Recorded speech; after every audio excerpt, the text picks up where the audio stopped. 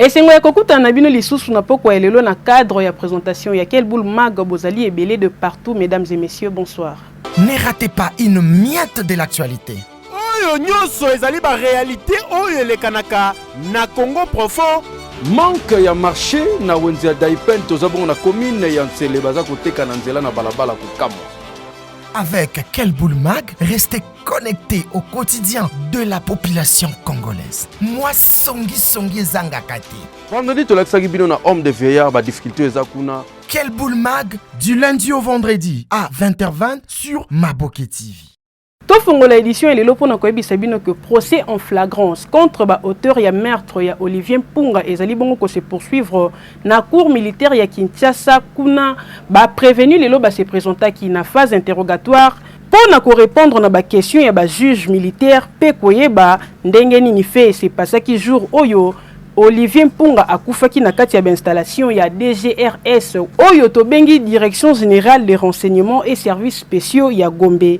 Kunande esika bakendaki kokuta Olivier Mpunga ya kokufa kasi esengeli koyeba que plaignant oyo kendaki ko déposer plainte contre Olivier Mpunga monsieur Simon Ikamba oyo azali DG ya ONG SRI azali introuvable donc esika azali eyebanité wana tokozongela yango avec force détail na ba édition na biso oyo ezali koya. Boyebi ko Monisco bauti ko prolonger mandat na bango awa na sol congolais kasi pona yango rédaction ya Quel Boule Mag e banzaki ko sala pona bino réflexion oyo.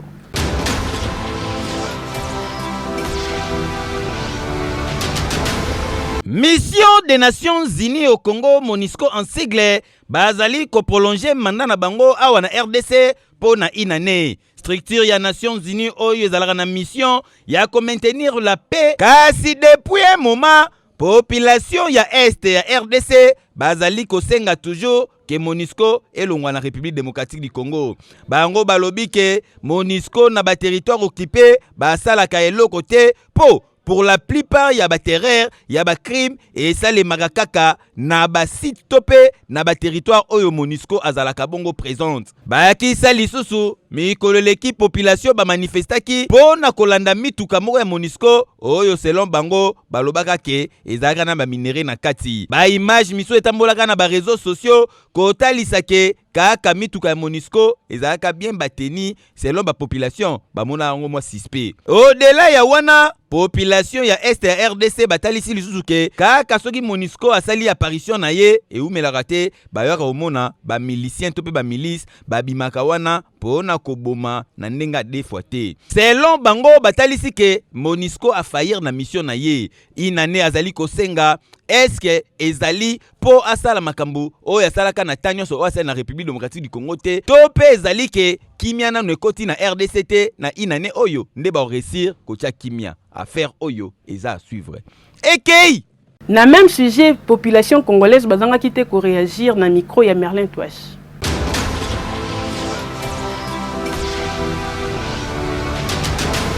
Kuna na leste bitumba ba mu kono nyonso be benizola. Sukoto se ba mabaka tsasu mbula moko pona bango na sansi.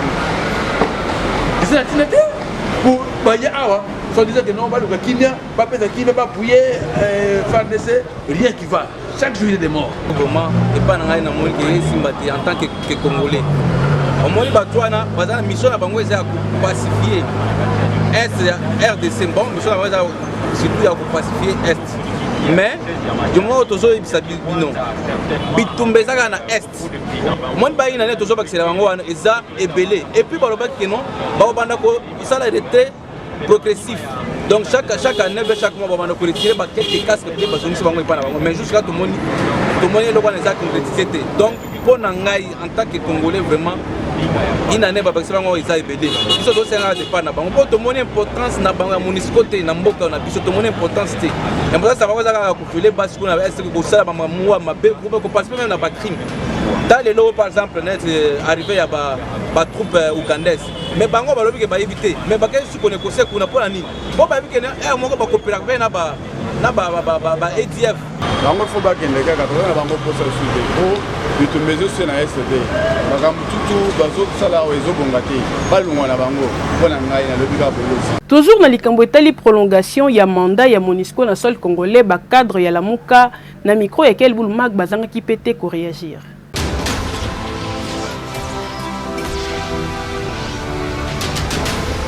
Congolais ont mitungisa. Ah, mais ont mitungisa, pourquoi? Tous allez des peuples où tous allez bololé. Tous mitungisa ma ponani. Il faut des tout éléments. Tous allez des babololé. Biso, ba oyo ba Congolais biso ba. Chaque jour au lali au lamuki, au lieu mon likambo bongi, likambo baby. Le Congo est considéré comme un pays faible face à ses adversaires. Tokendara ba élection pour tous les institutions OESA makasi, lobby comme mboka liboso. Les lots dans la situation oyo bande ko ya union sacrée à sa côté kamboka. Donc tu as sous occupation il y a forces armées étrangères na mabele na biso pambate mwana mboka Chilombo alakisi bolembu ya forces armées na biso. Donc il y a déjà haute trahison à sali po na kotalisa na mokili ke ba mapinga na biso bakoki tumba wana te yango akimi mbango na oya bengaki lobby ba Rwandais ba yini ya mboka lelo abengi bango ba frères. Et le ministre de l'Intérieur jusque là bouche bée. Nous entendons de vous des enquêtes sérieuses. Et puis na kosenga na ba population nyonso. Il y a 145 territoires ya RDC. To ala mobiliser 2023 régime auto chassé yango na nzela ya mapono. Tika toyebisa bino ko ministre ya enseignement supérieur et universitaire Moindo Nzangi auti bongo kokanga 39 établissements publics oyo ezali non viable awa na Kinshasa bozo ba détail na élément oyo.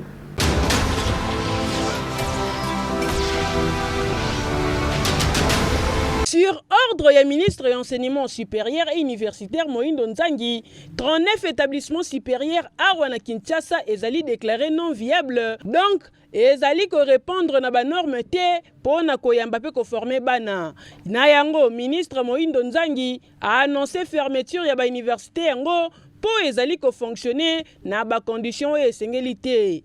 Décision oyo ezwami après audit organisationnel pe enquête ya viabilité ya ba établissement supérieur et universitaire oyo ezalaki initié depuis mois de juillet août 2021 na étendu mobimba ya République démocratique du Congo. Parmi ba université pe ba institut supérieur oyo kangi ba porte na yango to remarqué Université canadienne au Congo, IST Njili, Institut supérieur des soins et de santé Kimbangiste, UTC, UNIECO, Leadership Academia, ISTM, Peba Université Mususu, pour en matière ya koyebana, misusu yebana nangote, pe ezo fonctionner ki yendi, to yebite soki kuna batangi sarabana nini. Donc, actuellement, ville de Kinshasa, ezali désormais ko compter 82 universités et instituts supérieurs oyo ezali reconnu pe ezali ko répondre na ba norme pour na kotangi sabana malamu. Mais awa ministre esu akangi ba université oyo, il faut ba mesure pe ba disposition e banda déjà kozwama pour année académique ezo banda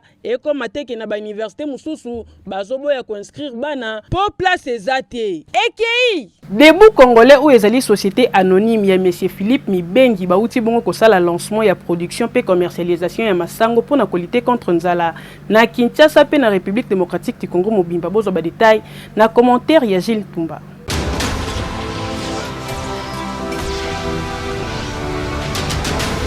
Salle de conférence, il y a Notre-Dame de Fatima na commune ya Gombe, Yangonde et Servaki des cadres pour la conférence de presse oyo e annonçaki naissance ya Debout Congolais, société anonyme oyo ezali fonds d'investissement pour la réalisation ya ba projet na agro-industrie awa na République démocratique du Congo. Projet phare ya Debout Congolais ezali production ya masango oyo ezali expérience ya monsieur Philippe Mibengi oyo ezali gestionnaire ya société Debout Congolais na équipe na ye oyo ezali constitué na ba expert na industrie agroalimentaire pe na ba domaine ebele. Mission principale ya Debout Congolais ezali ya ko ramener ba Congolais bakoma en mesure ya kolona pe coproduire oyo bango moko baliaka. Pe na 3 prochaines années, RDC est comme un fonds important na makambo etali investissement. Debout Congolais, société anonyme, a pesi chance na mutu nyonso a comme actionnaire à travers souscription formelle oyo ezali kosala que mutu azala directement enregistré na guichet unique de création des entrepreneurs. Pe investissement awa ezali ko bandana $1 ya pamba s'il vous plaît, o investir $1 na yo, ozali na espoir ya kokoma millionnaire lobby. Aujourd'hui, d'investir pour nous $1, 2000 francs, ils ont un problème. C'est le problème des années. Nous avons Congo, il y a expérience, la Congo a confiance sur la société minière, on appelle ça sauter de l'eau. Oui, tout ça, tout le monde. C'est ça qu'on vous demande. Société des bouts congolais eye kopesa sens na domaine ya agriculture oyo bato ebele babandaki koyeba importance nango te awa na République démocratique du Congo ya kolona pe koproduire eloko oyo yo liaka. Otuninga soko kozwa bandeko ya debu congolais wapi, adresse ezali simple, bazali na avenue Mongala numéro 10 na commune ya Gombe. To na nzela ya telefone okoki ko benga bango na ba numéro oyo ezali affiché. Ekeyo! Oui! Kokoma Mvwandu est désormais possible grâce à Winner Loto musée na 500 francs ya pamba tango mosusu yonde prochain gagnant.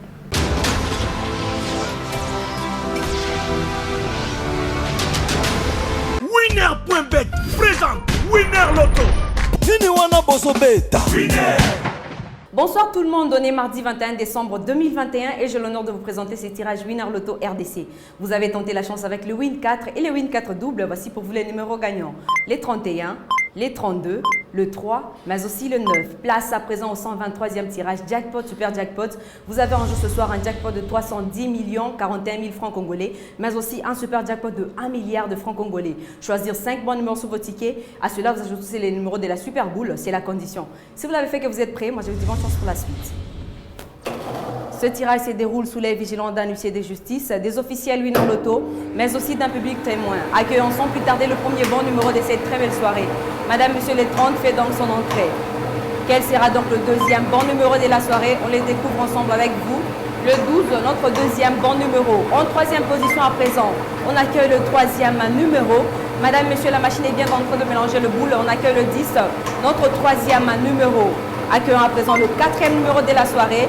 Madame, Monsieur, le quatrième numéro, ça se passe. Quel sera le quatrième numéro de la soirée? Le 11, notre quatrième numéro. En cinquième position à présent, c'est le numéro même qui vous aide à remporter notre jackpot de la soirée, 310 41 000 francs congolais. Ce n'est rien d'autre que le 16. Et pour finir, les numéros de la Super Boule, les 38.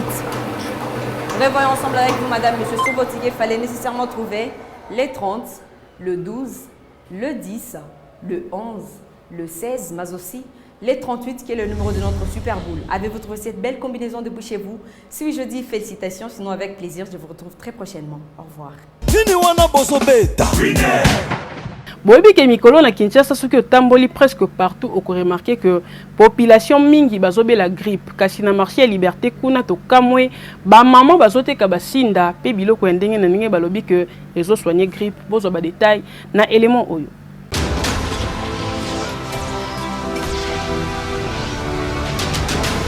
Na Kinshasa lelo soko tamone na kwenyo sandimelanga okoka kaka kosu c'est-à-dire grippe ali ko take batu na mapangu na ba quartier batu misusu bali komona ngo suspect yango no zali komona la plupart ya ba wenze lokola awa tozali na marché de la liberté na Masina ba mama bozali komona batandi déjà biloko na bango be bakisa ba koko awa o lumba o manyoka sinda bikali nyonso kozwango awa po batu misusu baso préféré atie mama ya moto abeti yango chaud moi sikre muke tango kotoka wana o grippe o kosu o corona nyonso ezali kokende mais avant komela biloko oyo ezosenga il faut médecin préciser po ezali na ba risque makasi joka réalité ba mamu bazali koteka awa ndenge ba communiquer c'est kosu fièvre grippe yanto lumba manyoka sinda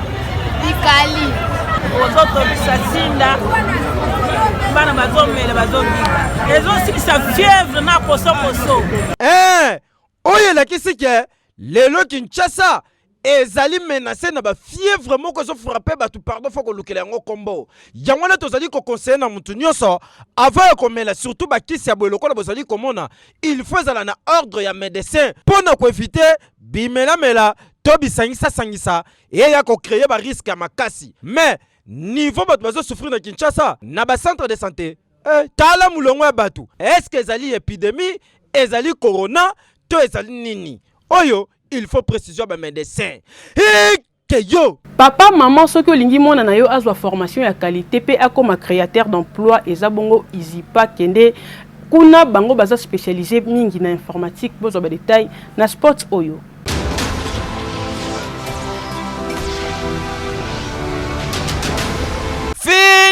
Fini mitungisi na bino concernant inscription na ba établissement supérieur ya qualité na République démocratique du Congo po izipa nde réponse na ba question na bino nyonso. Awa na izipa modernité théorie pesemaka toujours associé na pratique. Bota la bino moko ba laboratoire ezali ko répondre na standard international suivi ya bana kaka ndenge bozali komona po bana babima baza compétent. Et bongo côté ba professeur yi kuna kututika na yo mise à jour et salemaka permanent ba professeur qualifié kaka ndenge bozali komona. Botuninga ba faculté izipa ezali ko former na informatique de gestion, technique de maintenance, intelligence artificielle, génie logiciel, télécommunication, administration des réseaux, na communication numérique. Papa, maman, yo mwana no uti kozwa diplôme, welisa,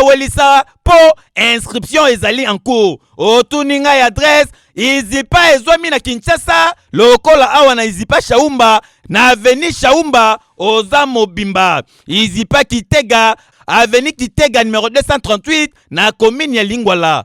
Izipa Kikwit na avenue Kikwit numéro 216 oza mobimba. Na Matadi na Congo Central au commune avenue Martin Ekanda numéro 4 na sima hôpital général oza mobimba. Ah oui, devenez unique comme Izipa eza possible. Ekeyo! Oui! Madame Zanine Talo, PONG naye et nous vivants, bango bazo lembate, bazo continue toujours ko sala badon, po yangonde eza domaine na bango, bakenda ki cette fois-ci na tiangu, po na ko sala ba action botala ndenge lekaki.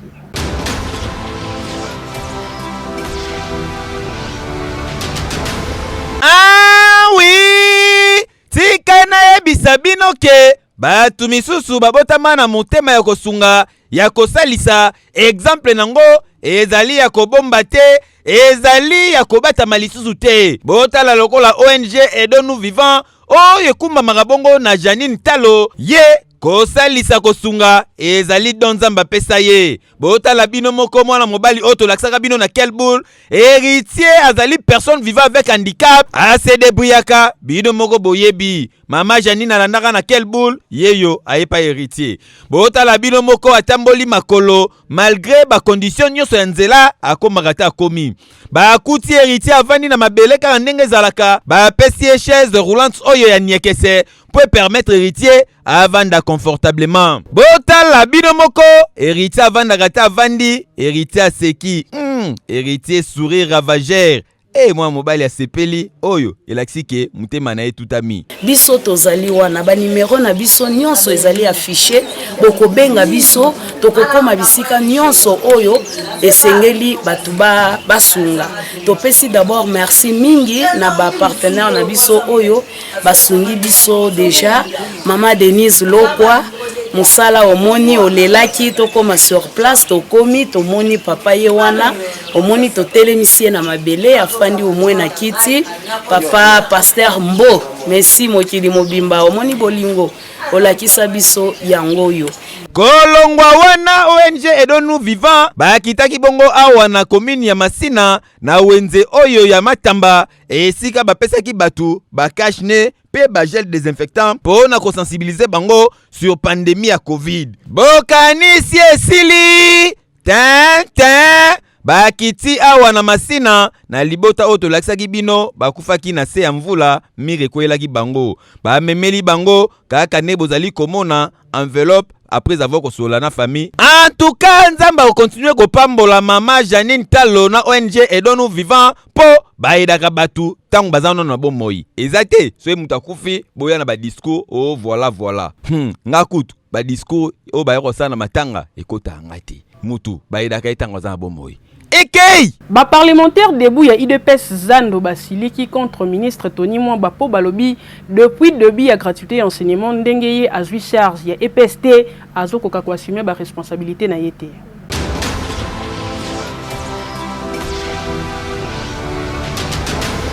Ba parlementaire debout ya IDPS o basiejaka bongo na Zando bazali na kanda ko sakana te vedi nganzi contre ministre EPST Tony Mwamba oyo selon bango azali ko négliger gratuité enseignement oyo zalaka vision cher mokonza mboka Félix Otatseka Tshilombo poti lelo bana bazotanga malonga te yo communication toza na kanda makasi contre Tony Mwamba parce que gratuité enseignement est fils aîné ya Fachi Beton mais lelo bana bazotanga te pour grâce à Tony Mwamba aussi longtemps que à l'époque il y a Willy Bakonga à 2 millions. Mais cette fois-ci avec Tony Mwamba à 16 millions. Mais bana bazotanga te. Par rapport il y a ministre et enseignement na kombo ya Tony Mwamba. Je me pose la question à Koyeba. Ce n'est que na Congo. Mutu asala option wana te un maître avocat lelo opesi poste ya enseignement. Est-ce que mutu wana a réussi enseignement? Tony Mwamba abimisi 16 millions de dollars pour na surveiller. Mais à l'époque, il y a Willy Bakonga, c'était 2 millions. Aujourd'hui, Bazol le Lambongo 16 millions, Tony Mwamba fouteta mutu moko mbongo wana te. Awa ba parlementaire debout ya Zando ba komi déjà ko telemela Tony Mwamba po bazomona ke gratuité enseignement et si malangote ezo raté à cause ya Tony Mwamba. Tota nanwa soke suka wapi. Keyo oui.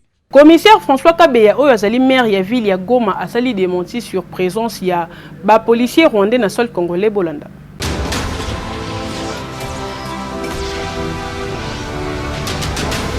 Tolakisaki bino ndenge population ya Goma na province ya Nord Kivu balamukaki na kanda ya kosakana te bamarsaki mpe baaktivité nyonso ezalaki bongo paralysé nyonso wana ezalaki kaka mpona koboya lisolo la police rwandaise na kati ya République démocratique du Congo. Kasi esengeli koyeba ke maire ya ville ya Goma commissaire principal François Kabeya atikali bongo indifférent te pe ayebisi population bazala kimia yo ya communication na ye. Nous avons suivi tous sur 6 réseaux des gens qui parlent de la police rwandaise à Goma et qu'il serait même, que cette police serait même dans la concession de la mairie. Et moi je dis que c'est faux. C'est faux parce que comment une police peut entrer chez nous sans que nous le sachions? Elle est entrée par la grande barrière, par la petite barrière, ou elle est entrée où? La police rwandaise n'est pas à Goma, n'est pas ici chez nous. Ça, ce sont des gens qui le disent à travers les réseaux. Mais nous, comme maire, en tout cas, nous n'avons pas cette information et nous ne connaissons pas. S'il y a des gens qui connaissent là où se trouve cette police-là, qu'ils viennent nous dire que nous avons vu la police rwandaise à Goma à tel endroit. Il n'y a pas la police rwandaise à Goma. Ah ouais, Saliboé, tota nanwa, soke suka wapi. Keyo, oui. Avenue Mbala na commune ya Mongafula eza menacé grave na érosion Bolanda.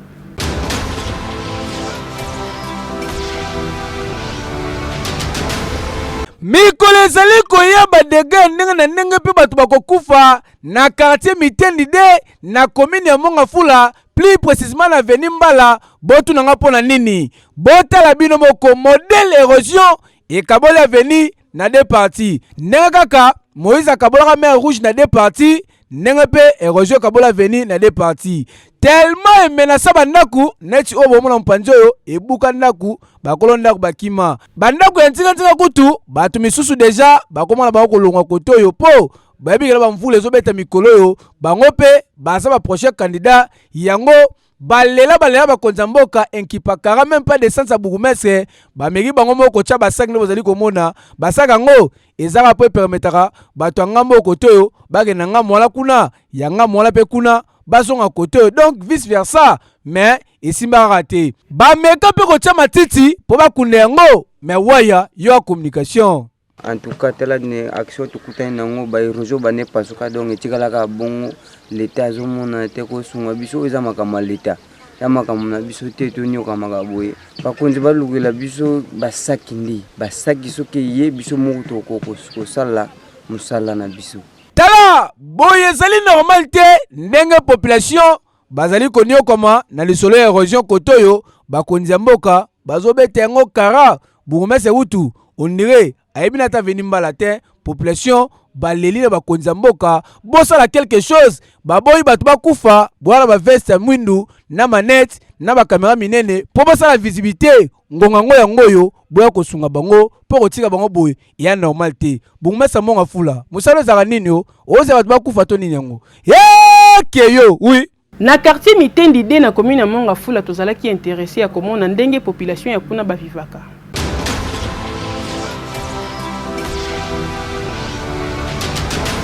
Caméra na biso ya Kelboul Mag ekitaki bongo awa na quartier Mitendi na commune ya Monga Fula pona kotala lolenge nini population ya quartier Mitendi bavivaka. E bongo tangu tokoti na kati ya quartier Mitendi o bomoni boye ndavni na bango topusani lisusu mwa muke na quartier oyo la plupart ya bandaku oyo ezalaka awa nyonso etongama nango kaka na ba 555 vedure bandako batol. E bongo awa érosion de érosion bandaku oyo etongama awa batonga yango mingi kaka likolo ya ba érosion oyo po moye mususu kosala eza te mais ba activité principale na bango ezalaka mingi kolamba kwanga kaka ndenge bomoni mama azolamba kwanga boye ebongo ba toilette na bango ema kokamwa eza nango ka na système ya coup direct bakatakataka basak bantouré po soki mutaza na kati amona na libanda te oyo bomoni na sebo eza mbetu bino moko bo comprendre yango batandi babimisi yango na moi ezwa mwa mpepe kasi mwana pe mupandi avandi na kopo na ye azomela ti koto oyo pe jeune fille oyo azosokola basani kaka ndenge ezalaka chaque tongo na bandaku nyonso en tout cas quartier Mitendi oyo population oyo bavivaka awa bavivaka lokwa bato moko baza na ba fin fond ya village nzoka nde baza na kati ya centre ville kokamwa nzambe à plein 21e siècle mais bato bao vivre lokwa na époque coloniale kokamwa Ekei! Union nationale des caméramens du Congo UNCC na mukuse basali déclaration pour na kosenga justice et salema sur meurtre ya moko na bango Jean-Marie Luzingu oyo azalaki monteur na chaîne télévision Antenne A Bolanda. Déclaration yango na nzela ya Trésor Tuseo.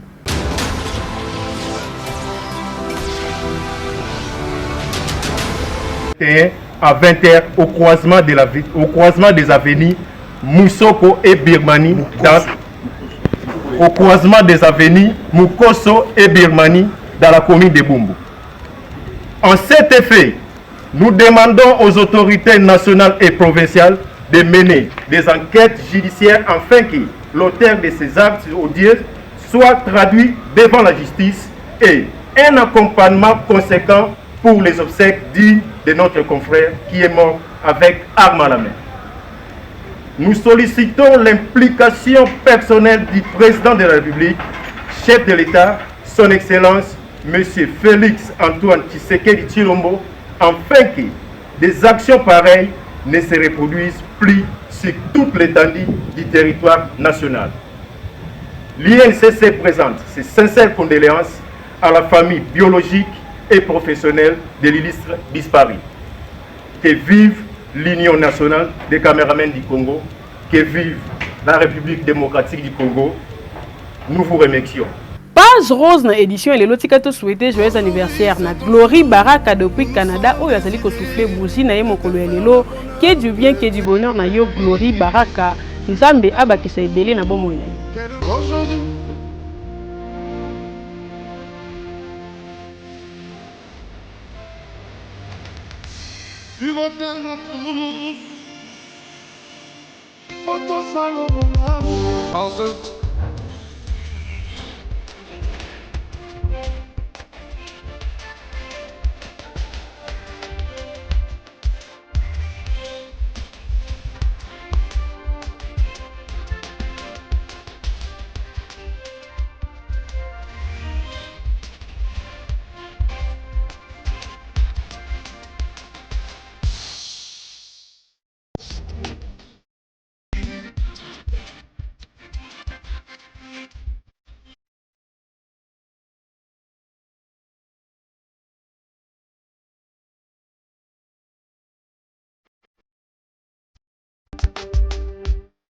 Ndenge moko pe na Congo Brazzaville ezoyinda mabe pour anniversaire ya Love Yol de Diantomba oyo azali ko souffler buzi moko na bomo ina mokolo lelo qui du bien qui du bonheur na yo Love Yol de Diantomba depuis Congo Brazzaville.